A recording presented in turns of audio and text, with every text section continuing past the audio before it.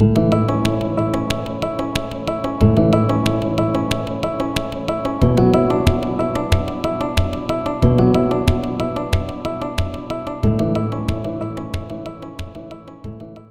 we got a question from a listener that we wanted to talk about today on the show. This is what they said. I can't get past the concept of love being earned. If I have a child who obeys me and one who doesn't, aren't I naturally going to feel closer to the one who obeys? I'm going to feel more respected, and that opens my trust and my heart to a closeness with that child. Isn't it the same in any type of relationship? A parent-child, work, friends, romantic partners, etc. You still love that disobedient child, but you're not going to feel the same closeness and connection. So, doesn't that equate to love being earned? Such a good question. Great question. And we're going to use it today as a catalyst to show you different ways of thinking around a concept.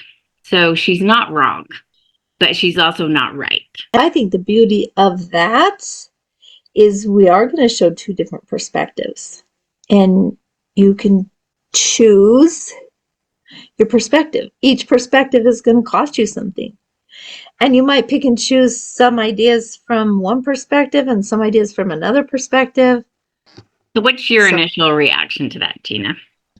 My initial reaction is I think we need to tweak the vocabulary. Because I've heard this a lot, that love is earned. And this whole concept, I love this listener. I mean, you can tell she's really thinking about this concept, right? Some great, great thoughts. What she's talking about is connection. Okay? So to me, love isn't earned. It's a gift. It's given freely. I love the disobedient child, and I love the obedient child. In the book, Anne of Green Gables, the sisters take in, this brother and sister. It's Anne that is really difficult, right? And at one point, when she's a little older and more emotionally mature, she says, "How could you love me when I'm so flawed?" And I'm probably butchering the details, but basically they say, well, maybe we love you more because we had to forgive more. We had to show that love more. We had to say a lot more. Yeah, so you broke my favorite lamp, and yet that's how much I love you.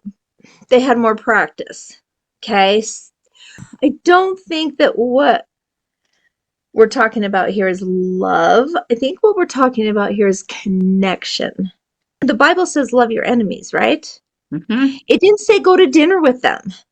Mm-hmm. It didn't say have them move into your house. It said love them. Love is different than connection. And love, you just give. You give because you're human and they are human. And you have compassion and love for who they are. But if you have to earn love, then what happens when you make a mistake? What happens when you do really mess up, which as human beings we're going to do? Then love is just lost. It's just gone, and there's no hope. There's no way to feel love. It's just gone because I messed up. So if we put too much condition on love, then we're all not going to feel loved because we're all human. And there you go. Right there in a nutshell, you've just described our entire society. Mm. If we feel like, oh, well, I have to be trusted before I can be loved, or I have to prove worthy before I can be loved, no one is going to feel love. Okay, let's look at the flip side, though. Okay. That doesn't mean that you get to treat me however you want, and I just have to love you. And like you said, let him into your home. I am not going to feel as connected or want this person in my life. There's degrees of love. There's levels of love. There's conditions of respect. Oh, you're saying that's a condition to have a relationship with me. Right. to have connection with me, to be in my life. Yeah. So there are levels of connection in our lives. If we're to choose one perspective versus another, it's going to give us different things. So say I'm focused on that love has to be earned. What are the Okay. benefits of focusing that way?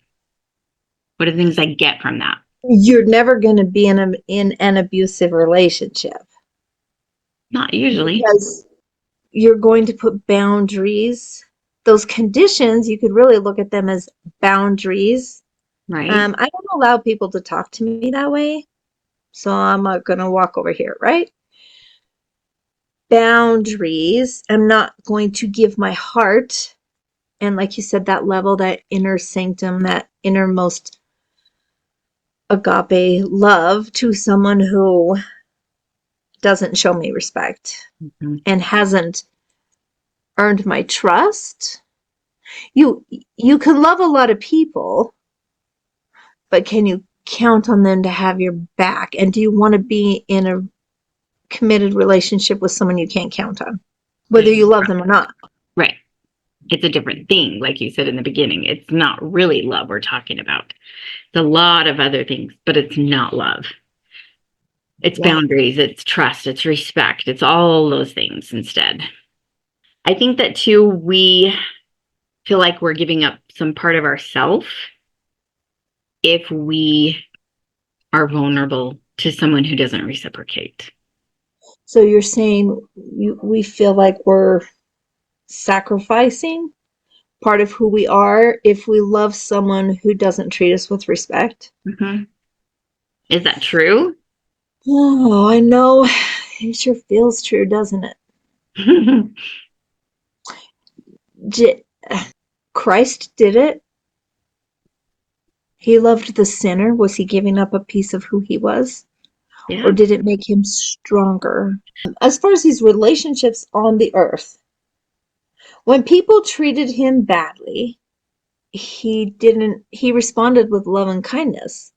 Does that make him a doormat? Does that make him a pushover? Of course not. No way. He's all And powerful. He doesn't. right, and how did he do that? He did that because he was able to look at that person objectively.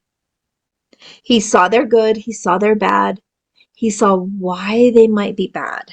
He understood that, oh, this man is this way because of this traumatic event in his childhood or whatever. He Mhm. understood all about that person. That And so, fear-based behavior, right? It's fear-driven. It's fight or yeah, flight. It's survival mode. It's natural. yeah. He looks at that person and says, well, of course he acts that way. His needs aren't being met. Um, all these things that he can look objectively and compassionately at people. So when I have a person in my life that treats me badly, I can't see all those things. I Why? can't know them intimately because I'm not all knowing. I don't know the traumatic events that caused this aggressive, unkind behavior in their life. All I know is this person is treating me badly. That is, to me, that is where the faith and trust comes in. Faith in Christ, that he knows. He knows this person's, the reasons they behave that way. He knows their weaknesses. He knows their strengths. And for me, part of giving love is trusting God, Absolutely. trusting our Savior that he found value in this person, enough value that he died for them. So who am I to come in and say, well, this person hasn't earned my love, so I guess they can't have my love?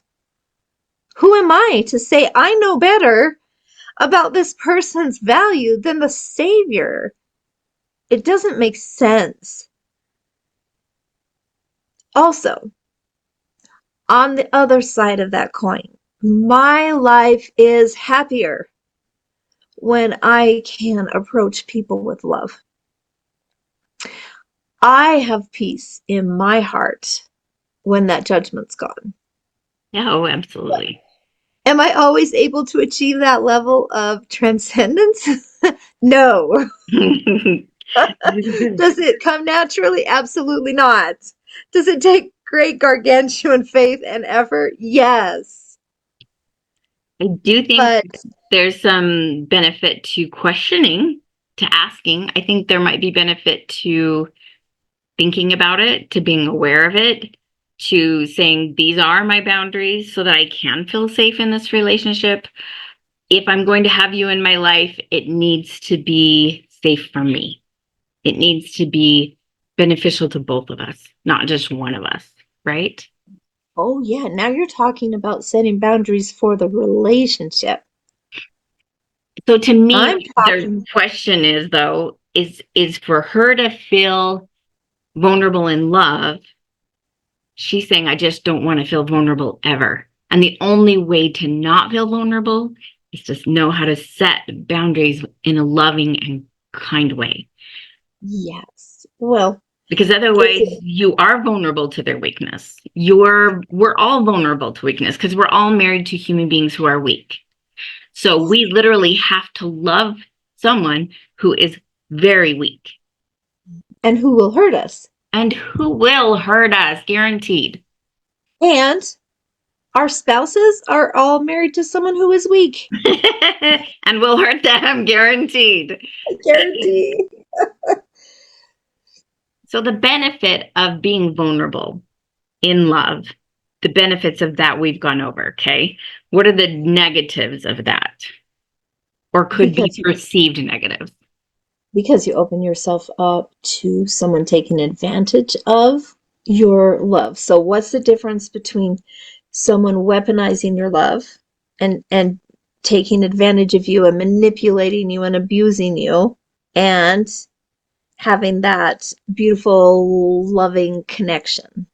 Perception. What's what's right there between? It's called boundaries. That's how you Mhm. protect yourself. Right. But choosing your perception to, I can see your behavior as a threat, or I can see your behavior as just a human being Absolutely. with with weakness. Absolutely. I have a person in my life who has anxiety. Mm. And when she has an anxiety attack, she gets aggressive and can say unkind things and be unkind. What do I do with that? Do I allow that kind of behavior? Do I allow someone to talk to me like that? No. And on the other side, I do love her and I have compassion. You know, she was raised in an awful home, married to an abusive man. I get it. Mhm. I see at least a 500-foot level of why she's that way. Yeah, it's a really tough question because I have to set boundaries. I don't want someone, I don't want to allow someone to treat me that way. And I want to show love and compassion for that person. It's a tough one.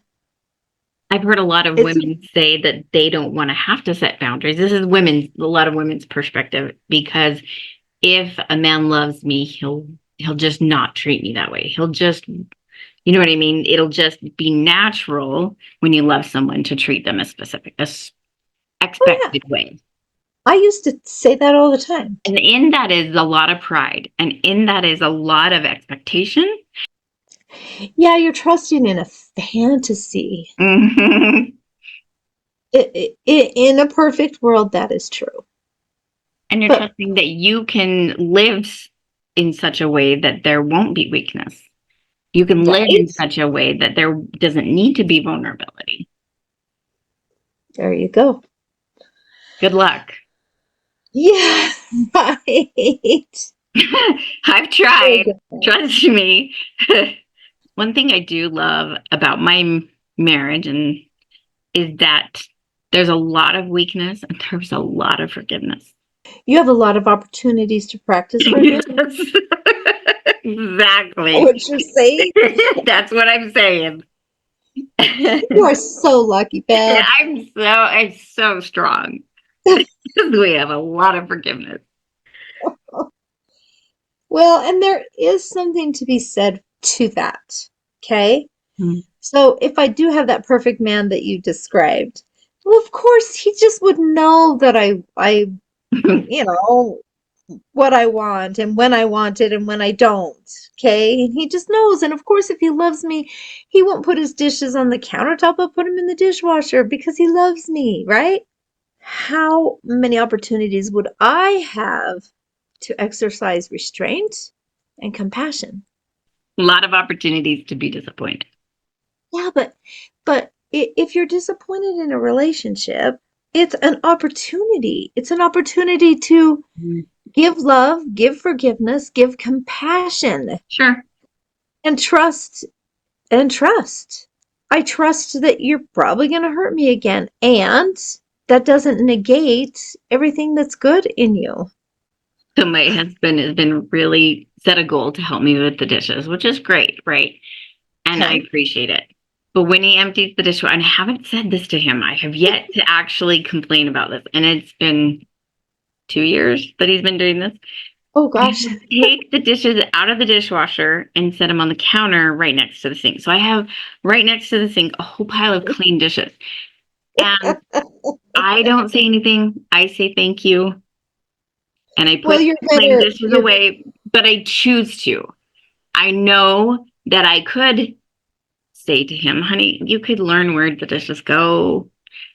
And it would, kind of take a step out of this whole process if you just put them away. But I choose not to because it's Because not worth him feeling less than. I want him to know that I appreciate him and his efforts, even if they're not what I wanted. I His love that. That's efforts beautiful. matter to me. They matter That's a lot to me. that's such a beautiful example of what we're talking about. He didn't earn love by Right. He didn't doing get the that. check mark of doing it right. In fact, he did it very wrong. It almost makes it harder in some ways. Oh, of course it makes it harder. Another step. I could have emptied the dishwasher and put them where they go.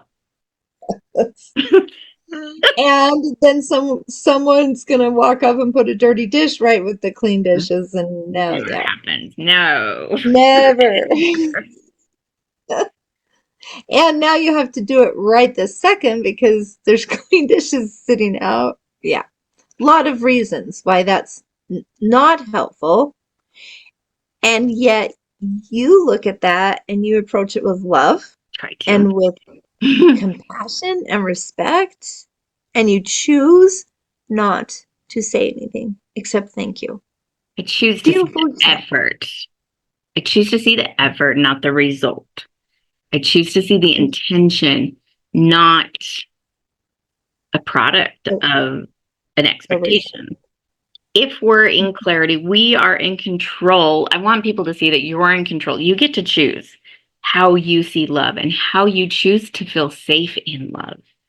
You can have vulnerability make you panic. And I have, right? In lots of ways. Maybe not with dishes, but I definitely do in lots of other ways. So vulnerability can put us into fear. And Why? and and But can can't we you choose hear? it to be different? Can we choose just by changing our perspective? Is what you're saying? Mm-hmm. Absolutely. I have to believe that the answer is yes. Otherwise, my whole chosen profession is ridiculous. Because, I mean, that's what we do. We teach you how to choose your perspective. I'm going to choose my reaction to this. Having a pile of clean dishes set on my countertop, very triggering, very frustrating, but I'm going to acknowledge that this frustrates me. I'm going to acknowledge that it's a pain in the butt. I'm going to acknowledge that I don't like it and choose. Did Let he me earn love? No, I've given it to him because I chose. That brings up another perspective. think. You can love someone and choose not to express or show that love. Absolutely. And you can choose to not have them in your life. for whatever reason. I Yeah. think the important part, if you're going to do that, is to choose once and stick by your choice and not question your own decision. If you're going to set a boundary, don't waffle the boundary. Yeah. Yeah, that's not fair to yourself or the other person in the relationship. That's very true. And I have people in my life that I've set pretty stringent boundaries with, and limit their access to my time and my heart. To love them. Part of that love is being compassionate enough not to be around them, Right. because being around them is not going to help our relationship. It's not going to make us closer. It's just going to cause problems. So I do see though that it depends on the relationship too. Like with a child, you can't just walk away from your child, right? With a neighbor, you can do that. Yeah. Yeah. So it's a different relationship. It's a different boundary needed. It's a different communication Absolutely. needed, and it's different perspective and motivation required on your part. Yes. And in all those instances, to make those choices out of love, it creates so much more of a peaceful life and existence. Yeah. I can limit my neighbor's interaction with my neighbor out of anger and frustration, or I can do it out of love just by changing my perspective. One warning is you may have to give up this idea of being right or wrong. Oh, come on, Beth. Yeah, you may have to, if you choose to go that route and be vulnerable, then you may have to give up being right all the time and just be wrong sometimes. Ah, And you may have to give up some control. yes, like the example of the clean dishes on the counter. You're giving up control for the sake of love and connection, both. That's what you earn with that, giving up that control. You earn the freedom to love, and you also earn some connection, right? I have heard that said that correction kills connection. And I have heard that said that what you said, that control can kill connection when you're trying to control someone else and Yes. instead of letting them just be themselves. So, can we go back to your example with the dishes for a second? You can go to your spouse who is doing this thing that's creating problems for you and make a request. A lot of people criticize, a criticism approach would be, this is wrong. You did it wrong. You're creating problems for me. It's not helpful. Okay. Controlling would be, look, you have to do it my way, and my way is not to put it on the countertop.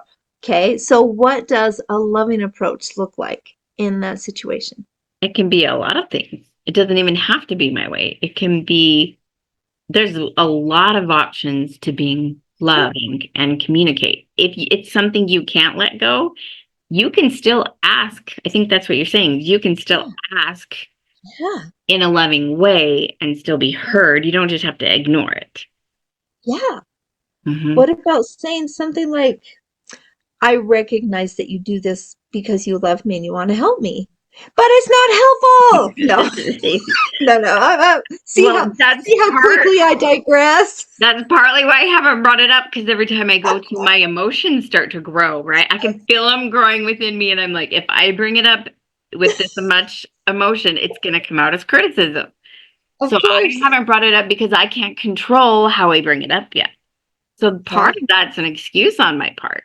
Yeah. I might look holier than thou, but really I'm kind of just chicken and I can't control myself.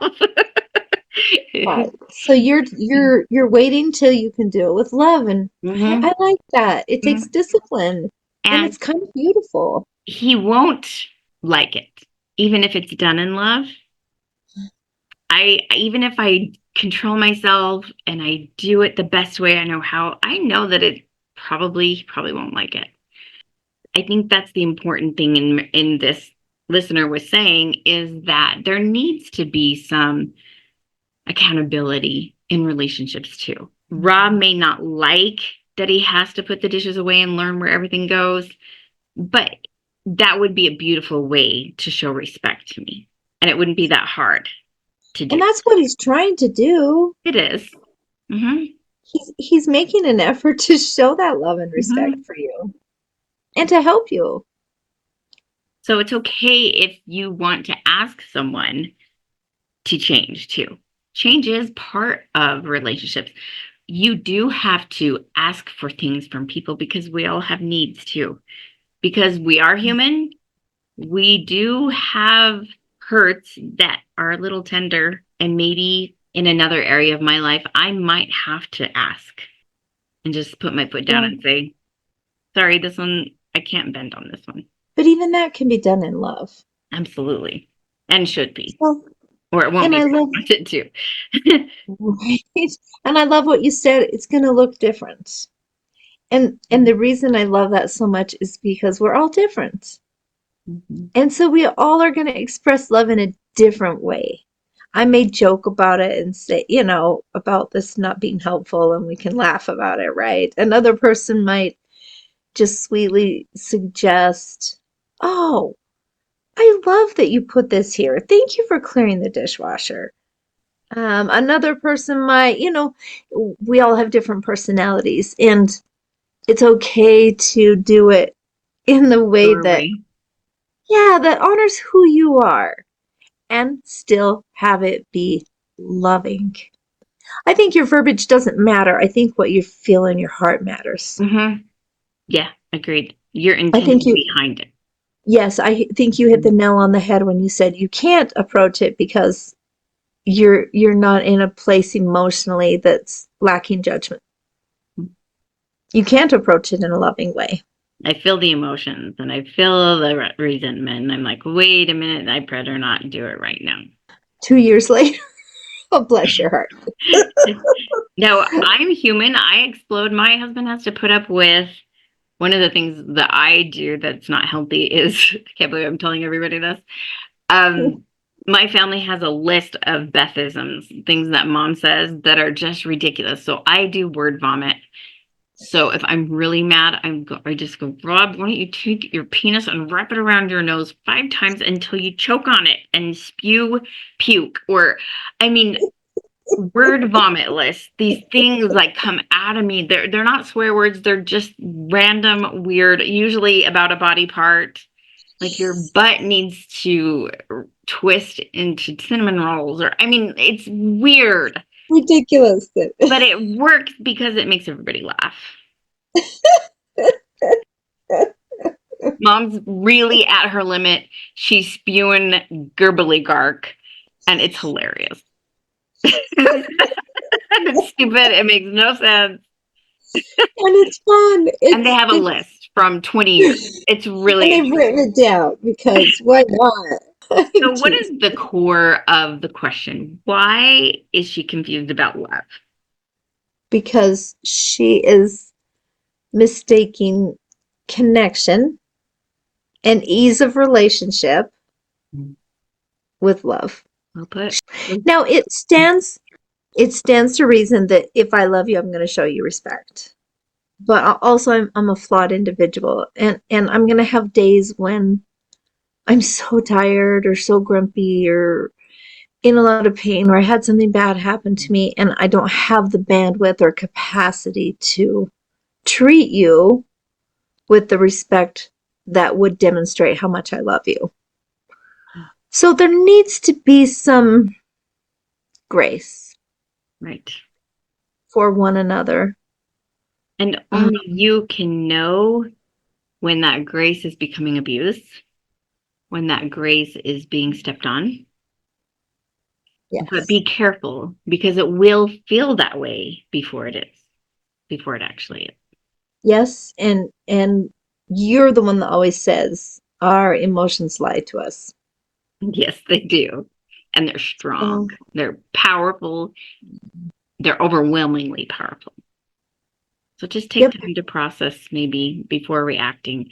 That's why I love the awareness. I want to teach people to make a choice to sit in the feeling long enough before you panic. Sit in that uncomfortable panic feeling long enough Yeah. to decide. To choose your reaction based on love. Yeah. Say, And even if yeah. you choose to panic, say I sit in the decision, I'm aware, and I choose to react in panic, Yep. that's still a choice instead of Panic. being reactory. Yes, panic or aggression or any of those things we deem negative. Mhm. I love that. I love that, Beth. It's still your choice. It's not just subconsciously reacting. Well, and you can Yes. see with a parent, think of this in a parent-child dynamic.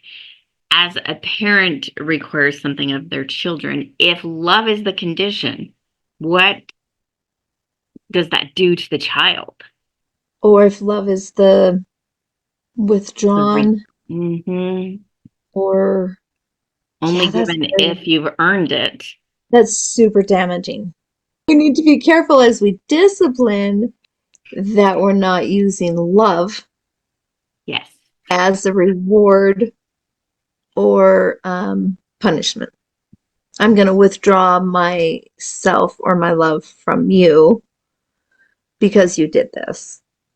I have a lot of parents that get frustrated with teenagers. It's just normal for teenagers and parents to have contention. And the problem that parents have is they have this expectation of what behavior that child should have, how that child should function in the world, how that child should act and react and feel, and how what grades they should get. And it's really controlling, quite frankly. We want to control our children for the best outcome. Good intentions, yes, but it's still controlling. And so our expectations get in the way sometimes of portraying love. Yeah. Would you rather get a result from your child of good grades?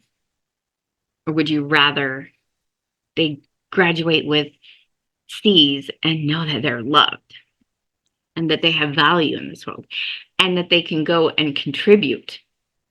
And that life is their choice. Right. And my mom or my dad is still going to love me regardless of if I chose to get C's. Mm-hmm. It Yeah. was my choice. You get to choose. You have no control about over another human being, how they respond, but you do get to choose how you respond. Yep.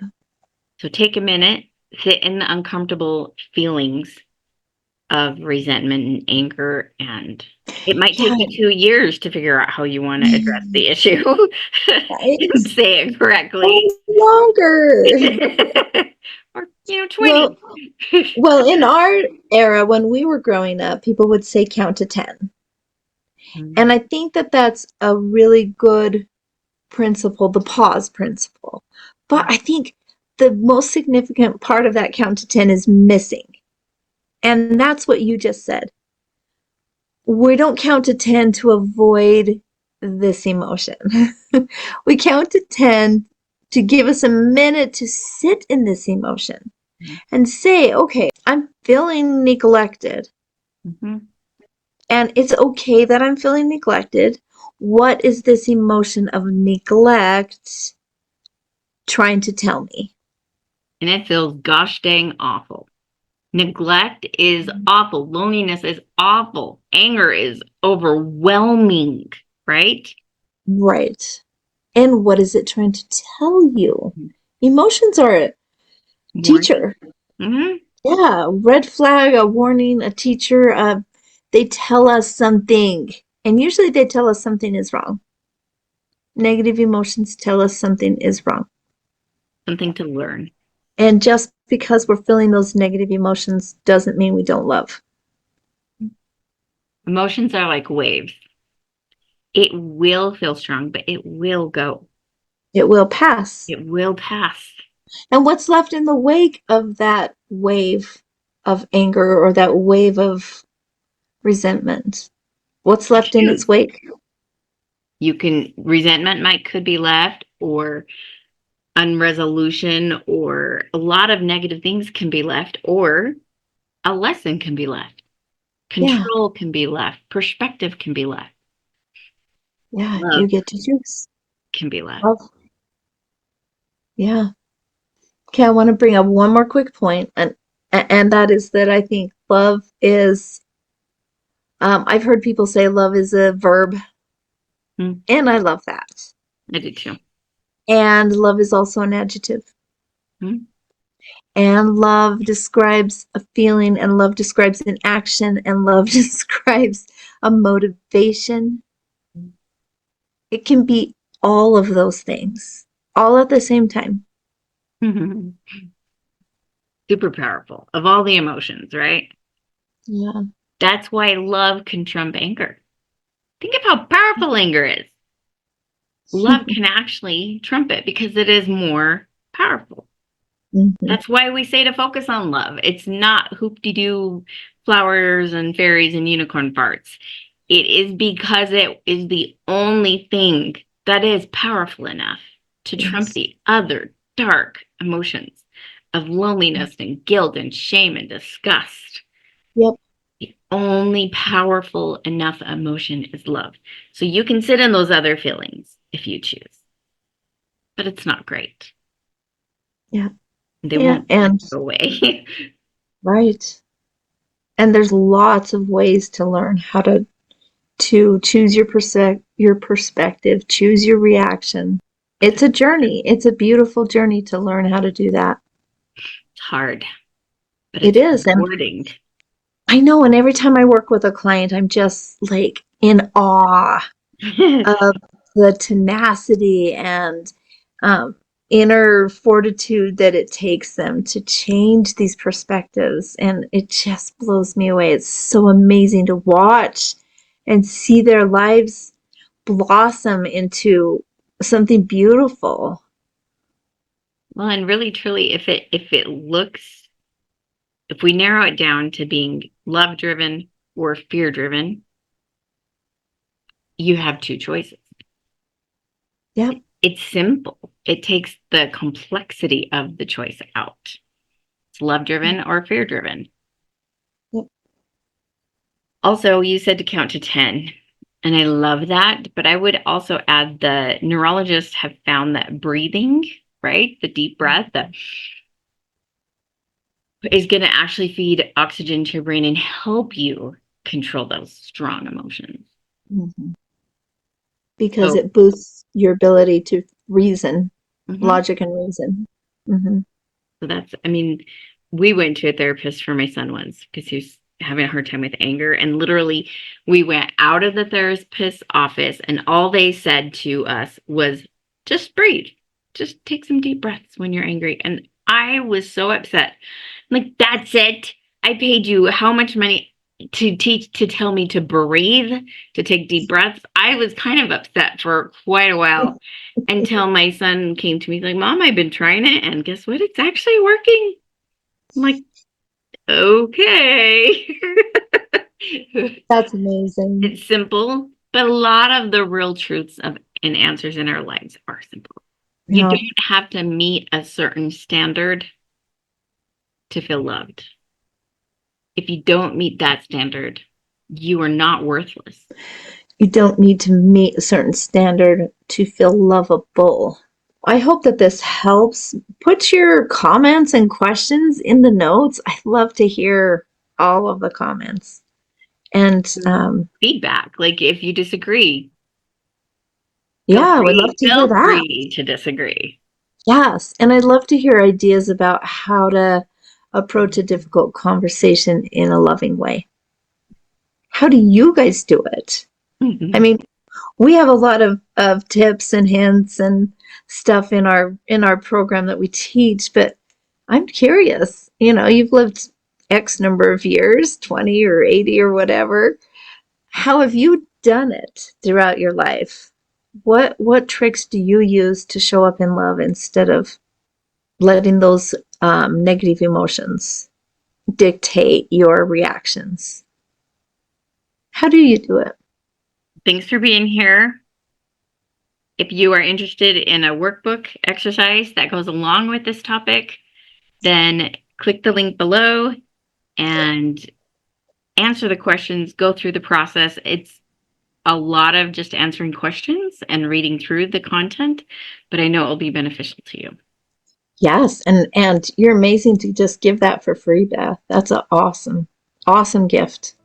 That worksheet will help you figure it out for yourself. Like all of our programs, homework, it helps you figure it out for yourself rather than us just telling you what to do. And don't think that we are pushing one way or the other in your life. I completely respect your agency. You know your situation. And we do not. Yeah.